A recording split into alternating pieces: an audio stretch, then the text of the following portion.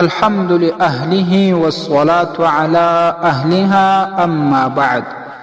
معززو یورور دا پوښتنه کړې ده چې که څوک د قرآن کریم تلاوت کوي او اذان شروع سي نو په دې وخت کې څه کول پکار دي؟ الجواب بالله التوفیق. محترمه فقهای کرام فرمایي چې په دې وخت کې مستحبه ده چې د قرآن کریم تلاوت بس کی او د اذان جواب ووایي، اذان واوري، په دې خاطر چې د تلاوت موقع بیا هم پیدا کولی سي، مګر د دې اذان د جواب ورکولو موقع بیا په لاس نه ورځي. او دا شان ملک العلماء امام کاسانی رحمه الله په بدایع الصنائع کې ویلي: ولو كان في القراءة ينبغي أن يقطع ويشتغل بالاستماع والإجابة. څوک د قرآن کریم په تلاوت بوخت وي نو اذان شروع سي، پکار ده چې د قرآن کریم تلاوت بند کی، اذان واوري او د اذان جواب ووایي.